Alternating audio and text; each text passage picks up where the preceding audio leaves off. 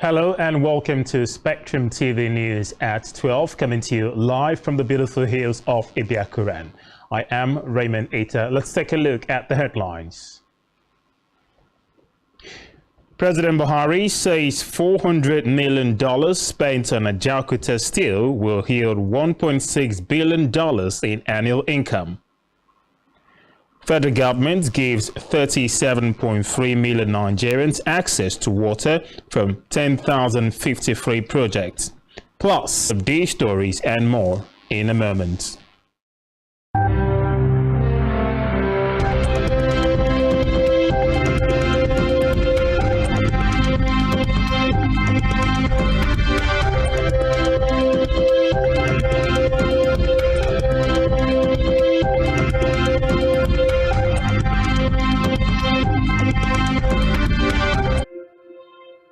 Many thanks for joining us. We begin our news this afternoon with a report that President Muhammadu Buhari has revealed that $400 million has been spent by his administration to transform the Ajaokuta steel complex in Kogi State. He said the investment made in the steel company will add $1.6 billion in income to the project, holds the key to unlocking the potential of the state as much as the Ajaokuta steel complex, which his administration inherited as a long moribund complex. President Buhari, who was welcomed by Kogi State Governor Yahaya Bello, spoke of the determination of his administration to position the state as an industrial hub as well as a solid mineral power base. Meanwhile, President Muhammadu Buhari has mourned Brazil's football legend Pele, describing him as one whom the world will never forget for his contributions to the game. Pele died at age 82 after fighting colon cancer health challenge. This development has triggered an outpour of condolences, with President Buhari joining the long list of world leaders and footballers mourning the legendary Brazilian. According to a statement made by the development of global football in particular and world sports in general, President Buhari's tribute also says Pele had an enormous generosity of spirit and humility despite his greatness as a footballer and sportsman.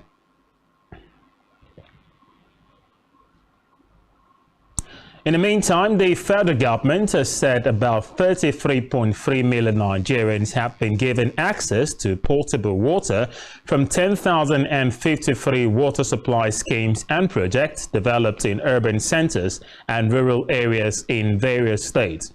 Data obtained from the Federal Ministry of Water Resources in Abuja shows that 6,761 of the water schemes supplying potable water to 32,008,600 Nigerians were solely developed by the federal government between 2016 and 2022.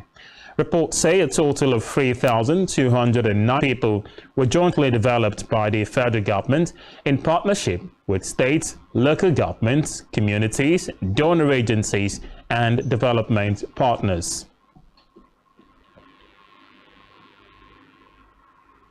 In another development, the Zamfara state government has approved the recruitment of 2,000 personnel into the state anti-thuggery outfit.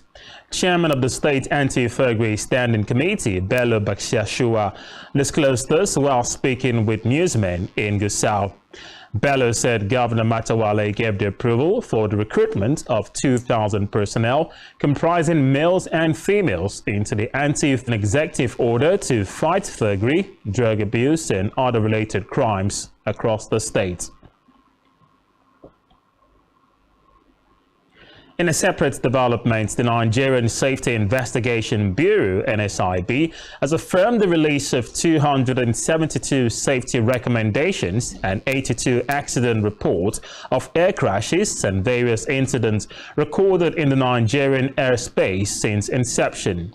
Director General and 30 safety recommendations have been released so far by the Bureau in 2022. He also said that 191 of the total safety recommendations and 63 of the total accident reports were done by the current administration from 2017 till date. Olateru further noted that the released reports were essential to the fulfillment of the Bureau's mandate of investigating aircraft accidents and serious incidents with the aim of enhancing safety. On judiciary matters, Justice Mariam Assad of the Federal Capital Territory High Court, Abuja, has suppressed the move by the Department of State's Economic Crimes of National Security. Justice Hassan also barred the DSS from arresting, inviting, or detaining Emefiele, declaring the terrorism allegations against the CBN governor by the DSS as vindictive, callous, operative, and of no effect. In a judgment on the originating summons filed by the incorporated trustees of Forum for Accountability and Good Leadership to detain him. Recall that earlier in December, the Chief Judge of the Federal High Court, Justice John Toho, declined an application by the DSS to arrest and detain Emefiele. Justice Toho, while declining the motion ex parte filed by an applicant in the absence of the respondent, said the secret police did not provide any concrete evidence to substantiate its claims that Emefiele was involved in terrorism financing and economic crimes. Meanwhile, German companies have perfected plans to boost activities in Nigeria and other African countries come 2023. According to a Reuters survey, the German companies hope to capitalize on opportunities in the continent. The poll of members of the German African Business Association also showed that a further 39% of the association's members aim to keep their spending levels in Africa stable.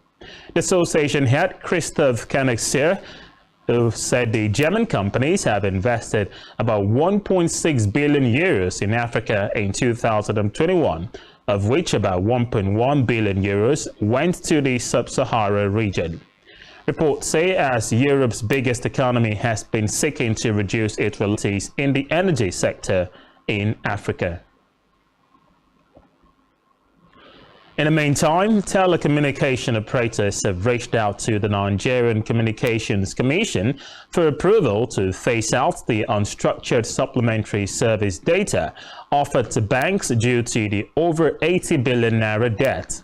While speaking with newsmen, the chairman of the Association of Licensed Telecom Operators of Nigeria, Benga Adebayo, said the operators had sought regulatory approval to implement partial removal of the USSD services.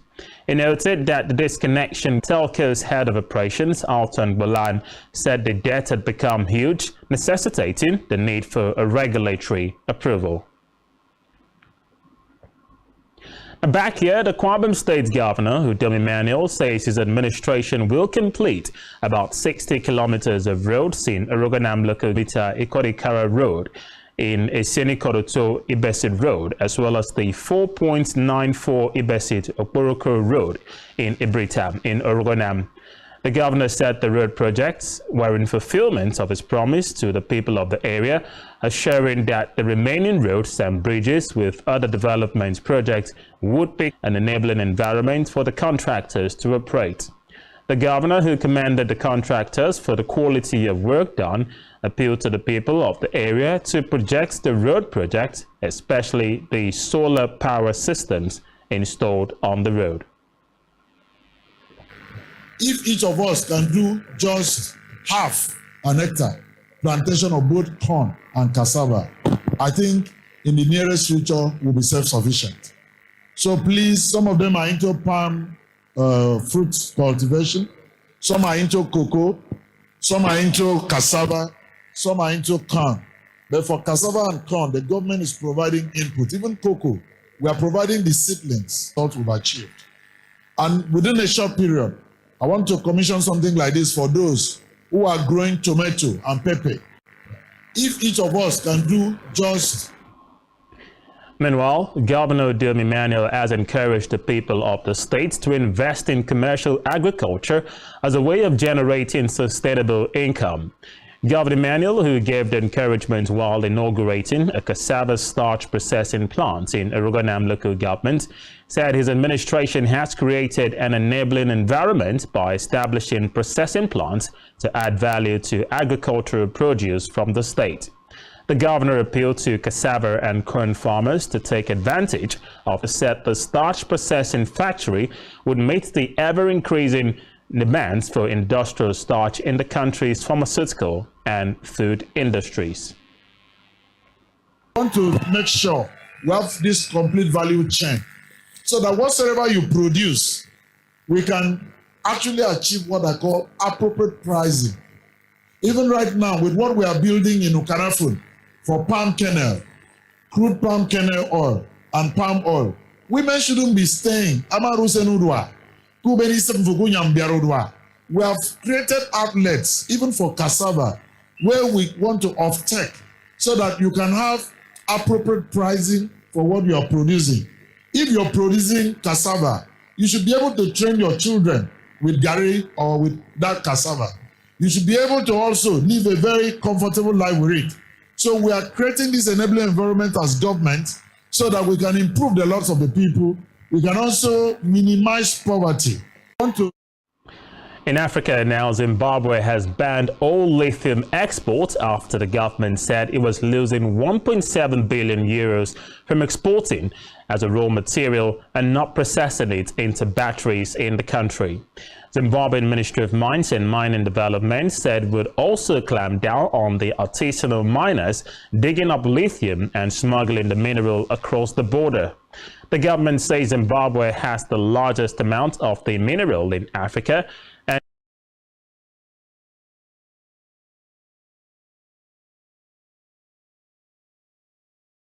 minerals to be extracted by multinationals for decades without developing local industries that could process them and create many jobs.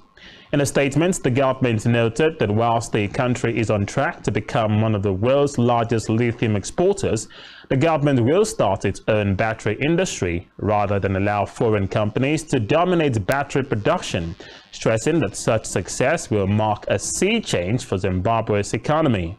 Reports say lithium is so valuable as a component of electronic batteries, mostly for cars, mobile phones, and computers. Still in Africa, Gambia has revealed a detailed plan of alleged coup plotters. The Gambia's newly appointed National Security Advisor, Abubakar Suleiman Jeng, provided new details of last week's coup bid in a press briefing in Banjul, noting that alleged coup plotters wanted to detain ministers and senior officials to prevent foreign interventions. Reports say 7 soldiers have been arrested and at least 2 other people accused of playing a role in the coup are still at large. Meanwhile, the investigating panel has 30 days to report back on the coup attempt that targeted President Adama Barrow's government. Also, reports are pointing to the suspected involved side of the country. The investigations are seriously looking into this angle. In addition, in accordance with the laws of the Gambia and in line with international best practice, the Gambia government has constituted a joint investigation team to investigate the alleged coup plot. Also, reports are pointing to both within and outside of the country. The investigations are seriously looking into this angle. In addition, in accordance with the laws of the Gambia and in line with international best practice, the Gambia government has constituted a joint investigation. I said Beijing is ready to ramp up political cooperation with Moscow. He made a statement during a virtual meeting with his Russian counterpart Vladimir Putin. Reports say against the background of a difficult international situation, China is ready to increase political cooperation with Russia and to be a global partner. Still on the foreign scene, Ukraine Air Force Command says Ukrainian Air Defense Forces have shot down 16 Iranian-made Shahed drones overnight through the early hours of today. The attacks come a day after Russia launched one of the largest missile bombardments against Ukraine's air defense system of Ukraine. The enemy tried to use the Dnipro riverbed. But Kyiv Mayor Vitaly Klitschko added in a Telegram post that 2 other drones were shot down outside the city, bringing the total shots over Kyiv region to 7. You're watching Spectrum News at 12. Still to come. Burial of football legend Pele gets set.